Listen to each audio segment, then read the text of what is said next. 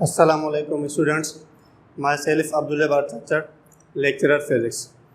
आज हम चर्चा करेंगे डिस्टेंस और डिस्प्लेसमेंट में क्या अंतर है। स्टूडेंट्स को काफ़ी इशू होता है कि डिस्टेंस और डिस्प्लेसमेंट में कोई भी इशू नहीं है, लेकिन हम देखते हैं कि इनमें क्या अंतर है। तो सपोज दैट हम कहते हैं कि कोई भी ऑब्जेक्ट है वो ए पॉइंट से अपना मोशन स्टार्ट कर रहा है और उसको जाना है टुवर्ड्स द बी पॉइंट। तो अब ये जो ए पॉइंट है इसे हम कहेंगे स्टार्टिंग पॉइंट, या फिर हम इसे कहते हैं इनिशियल पॉइंट। मतलब ऑब्जेक्ट जहाँ से मोशन स्टार्ट करेगा उसे हम कहते हैं इनिशियल पॉइंट, और जहाँ पर जाना है तो उसे हम कहते हैं फाइनल पॉइंट, या फिर हम इसे कहते हैं एंडिंग पॉइंट। तो अब ऐसे हो सकता है कि अगर कोई भी ऑब्जेक्ट ए टू बी जाना चाहता है तो इसके लिए काफ़ी पाथ हो सकते हैं। सपोज इट हम कहते हैं कि ये पाथ नंबर 1 है और ये भी पाथ हो सकता है, तो इसे हम कहेंगे ये पाथ नंबर 2 है। और ऐसा भी हो सकता है कि इसे हम कह रहे हैं ये पाथ नंबर 3। तो हम देखते हैं कि इन तीनों में अंतर क्या है, क्या डिफरेंस है। तो पाथ नंबर 1 और पाथ नंबर 2 या फिर पाथ नंबर 3। तो जो पाथ नंबर 3 है ये एक्चुअली क्या है, इनिशियल और फाइनल के बीच में स्ट्रेट लाइन है, where is path number 1 and path number 2 straight line नहीं है। तो हम कहेंगे कि जो पाथ नंबर 1 और पाथ नंबर 2 है ये एक्चुअली क्या है, डिस्टेंस है। ये क्या होगा, distance. Where is path number 3 जो है इसे हम कहते हैं डिस्प्लेसमेंट। अगर हम इनकी डेफिनेशन देखें तो ये होती है, डिस्टेंस को हम ऐसे डिफाइन कर सकते हैं, actual path followed by object that is known as distance. यही डेफिनेशन आपको याद करनी है। इस पर काफ़ी एमसीक्यूज भी होंगे, वो हम इजीली हल कर सकते हैं। डिस्टेंस की डेफिनेशन होगी actual path followed by object that is known as distance. Where is displacement को हम ऐसे डिफाइन करते हैं, shortest path between initial and final point that is known as displacement. Once again मैं रिपीट कर रहा हूँ, shortest path between initial and final point that is known as displacement. Suppose it हम एक डिस्टेंस को अगर हम देखें तो डिस्टेंस एक्चुअली क्या है, स्केलर क्वांटिटी है, वेयर इज डिस्प्लेसमेंट क्या है, वेक्टर क्वांटिटी है। इस पर हम बाद में चर्चा करेंगे कि स्केलर और वेक्टर में क्या अंतर है। सो नेक्स्ट पॉइंट ये है कि डिस्टेंस को हम रिप्रेजेंट करते हैं एस के साथ, वेयर एज डिस्प्लेसमेंट को हम रिप्रेजेंट करते हैं डी के ऊपर एरो पुट करते हैं या फिर एस के ऊपर एरो पुट करते हैं। अब अगर हम देखें कि डिस्टेंस का ऐसा यूनिट क्या होगा, तो इसका ऐसा यूनिट है मीटर, और डिस्प्लेसमेंट का ऐसा यूनिट है मीटर। दोनों के ऐसा यूनिट तो सेम है, लेकिन इनमें जो अंतर है, जो डिफरेंस है वो क्या है, एक स्केलर क्वांटिटी है और ये जो है वेक्टर क्वांटिटी है। ठीक है, तो अब हम देखते हैं कि सपोज डेट कोई भी ऑब्जेक्ट है वो मूव कर रहा है from A to B. Suppose that ये एग्जांपल हम ले रहे हैं,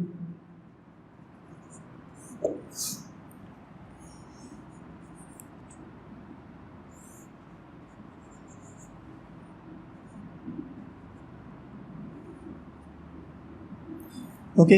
ऑब्जेक्ट ने डिस्टेंस ट्रेवल किया है A to B and again वो मूव हो रहा है बी टू ए। मतलब हम कह सकते हैं डिस्टेंस कवर हो रहा है A to B then B to ए।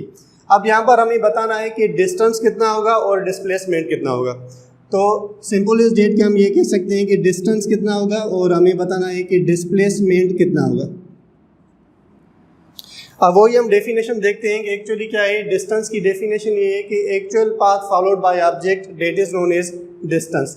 तो एक्चुअल पाथ कितना है, ए टू बी 3 मीटर और B to A 3 metre. Total distance कितना होगा, 6 मीटर। तो डिस्टेंस यहाँ पर कितना होगा, 6 मीटर। और डिस्प्लेसमेंट क्या है, shortest path between initial and final point. तो इनिशियल पॉइंट क्या है यहाँ पर, ए है, और फाइनल पॉइंट भी क्या है, ए है। तो मतलब डिस्प्लेसमेंट क्या होना चाहिए, 0 होना चाहिए। तो यहाँ पर डिस्प्लेसमेंट क्या होगा, 0 होगा। डिस्प्लेसमेंट क्या होगा, 0 होगा, या हम ऐसे कह सकते हैं कि नल वेक्टर होगा। क्या होगा, नल वेक्टर होगा। ठीक है, तो अगर हम एक और एग्जांपल डिस्कस करें,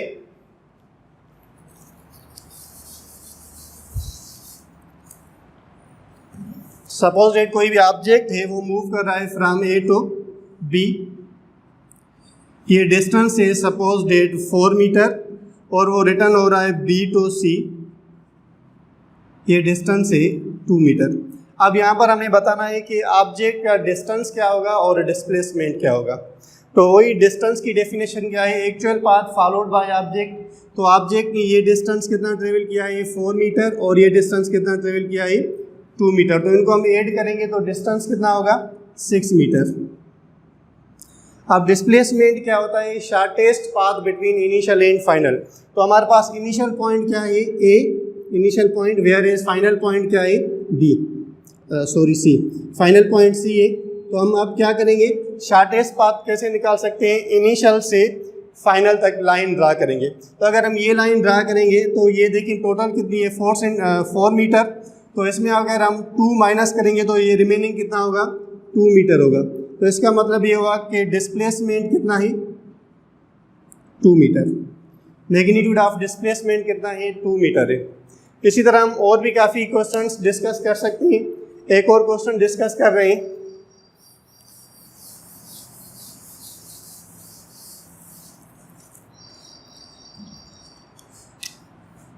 फेमस क्वेश्चन है काफ़ी, 12, 6, 3, 6, 9। ये वॉल क्लॉक है सपोजिट। अब ये सपोजिट हम कह रहे हैं कि ये है मिनट हैंड और tip of minute hand move कर रही है from 12 to 6।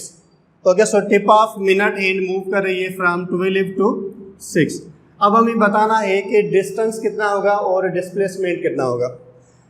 Simple is date का हमें वही फॉलो करना होगा कि डिस्टेंस एक्चुअली क्या है, actual distance covered by object. तो एक्चुअल डिस्टेंस क्या होगा, ये एक्चुअल डिस्टेंस है 12 to 6। अब हम इसको कैसे कवर कर सकते हैं, कैसे मतलब कैलकुलेट कर सकते हैं। तो हम लिख सकते हैं कि डिस्टेंस किसके बराबर होगा 12 + 3 + 6।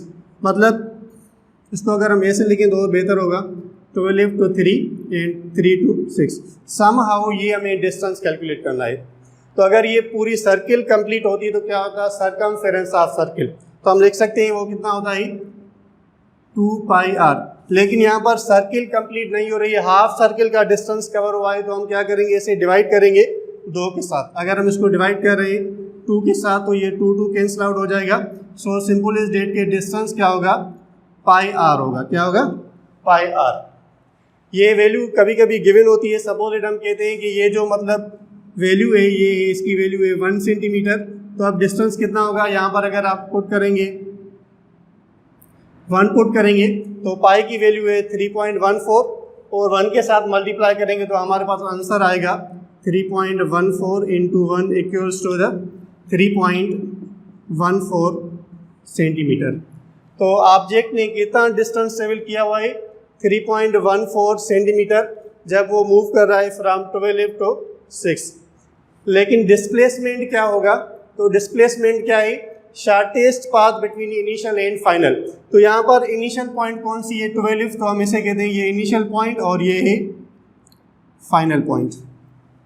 शॉर्टेस्ट पाथ हम कैसे बनाते हैं, तो ये होगा शॉर्टेस्ट पाथ ये। ओके, अगर ये 1 सेंटीमीटर है तो ये भी कितना होगा 1 सेंटीमीटर। तो टोटल डिस्प्लेसमेंट कितना होगा, डिस्प्लेसमेंट होगा 2 सेंटीमीटर। अब यहाँ पर क्वेश्चन आता है कि क्या डिस्टेंस और डिस्प्लेसमेंट इन मैग्नीट्यूड इक्वल हो सकते हैं। पहले तो कभी कभी ऐसे क्वेश्चन आता है क्या डिस्टेंस और डिस्प्लेसमेंट आपस में इक्वल हो सकते हैं, तो इसका आंसर है नेवर। डिस्टेंस स्केलर क्वांटिटी है where is displacement vector quantity है, तो ये आपस में इक्वल नहीं हो सकते क्योंकि हम कंपैरिजन स्केलर और वेक्टर की नहीं कर सकते। लेकिन ये क्वेश्चन कुछ इस तरह आता है कि क्या डिस्टेंस का मैग्नीट्यूड डिस्प्लेसमेंट के मैग्नीट्यूड के बराबर हो सकता है कि नहीं, तो इसका आंसर है ये हो सकता है। लेकिन कब होगा, अगर कोई भी ऑब्जेक्ट मूव कर रहा है फ्रॉम ए टू बी और इसने सपोज ये 5 सेंटीमीटर डिस्टेंस कवर किया हुआ है, A to B object move कर रहा है और बाय यूजिंग दिस पाथ। अब हमें बताना है कि डिस्टेंस क्या होगा और डिस्प्लेसमेंट क्या होगा। तो डिस्टेंस की वही definition, actual path followed by object. मतलब ऑब्जेक्ट ने यही पाथ फॉलो किया है तो इसका मतलब होगा एक्चुअल पाथ कितना है 5 सेंटीमीटर, तो डिस्टेंस भी कितना होगा 5 सेंटीमीटर होगा। और डिस्प्लेसमेंट क्या होगा, shortest point between initial and final point. Initial point A है और फाइनल पॉइंट बी है, तो शॉर्टेस्ट पाथ भी यही है। तो हम कह सकते हैं कि डिस्प्लेसमेंट भी कितना होगा, डिस्प्लेसमेंट भी होगा 5 सेंटीमीटर। तो यहाँ पर देखिए डिस्टेंस और डिस्प्लेसमेंट का मैग्नीट्यूड आपस में बराबर है। तो डिस्टेंस और डिस्प्लेसमेंट का मैग्नीट्यूड कब बराबर हो सकता है, जब कोई भी ऑब्जेक्ट स्ट्रेट लाइन में मूव करेगा तो वहाँ पर डिस्टेंस और डिस्प्लेसमेंट आपस में बराबर नहीं होंगे, लेकिन उनके मैग्नीट्यूड बराबर होंगे। ओके, तो अब यहाँ पर एक क्वेश्चन आता है कि सपोज डेट डिस्टेंस और डिस्प्लेसमेंट के बीच में हमें रिलेशन बताना है। Distance less than magnitude of displacement, option A. Option B, distance less than और equal to the magnitude of displacement, option C. Distance greater than magnitude of displacement, option D. Distance greater than और equal to the magnitude of displacement. इस question को मैं once again repeat कर रहा हूँ। ये question कुछ इस तरह होता है कि हमें बताना होता है कि रिलेशन बिटवीन डिस्टेंस और डिस्प्लेसमेंट इन मैग्नीट्यूड क्या होता है। तो ये हमें ऑप्शन गिवन है, हमें बताना है कि करेक्ट ऑप्शन क्या होगा। तो ऑप्शन आप खुद ही सिलेक्ट करेंगे। हम पहला एग्जांपल देखते हैं जो हमने ये डिस्कस किया था। यहाँ पर देखें तो यहाँ पर क्या है, डिस्टेंस ग्रेटर देन डिस्प्लेसमेंट। अगर सेकेंड ऑप्शन हम देखें ये वाला, तो इसमें भी क्या है, distance greater then displacement. Third option हम देखें तो यहाँ पर डिस्टेंस कितना है 3.14, वेयर इज डिस्प्लेसमेंट है 2 सेंटीमीटर। तो यहाँ पर भी क्या है, distance greater then displacement. Fourth option को या फोर्थ एग्जांपल को अगर हम देखें तो यहाँ पर क्या है, डिस्टेंस और डिस्प्लेसमेंट आपस में इक्वल है इन मैग्नीट्यूड। तो हम कह सकते हैं कि डिस्टेंस या तो डिस्प्लेसमेंट से ग्रेटर होगा या फिर बराबर हो सकता है। तो यहाँ पर कौन सा ऑप्शन होगा, तो डिस्टेंस क्या होता है, ग्रेटर देन डिस्प्लेसमेंट होता है या फिर इक्वल होता है। तो हम क्या कहेंगे, डिस्टेंस ग्रेटर देन डिस्प्लेसमेंट और इक्वल। तो इसका करेक्ट आंसर ये होगा। ओके, सो और भी काफ़ी क्वेश्चंस हो सकते हैं। अब आपके लिए असाइनमेंट है कि अगर कोई भी ऑब्जेक्ट वो मूव कर रहा है फ्रॉम 12 to 12, मीन्स कि ये छोटी सी असाइनमेंट है और इसका आंसर आप कमेंट में बताएंगे। ऑब्जेक्ट मूव कर रहा है फ्रॉम 12 to 12, मतलब tip of minute hand move कर रही है फ्रॉम 12 to 12। आपको बताना है डिस्टेंस कितना होगा और डिस्प्लेसमेंट क्या होगा।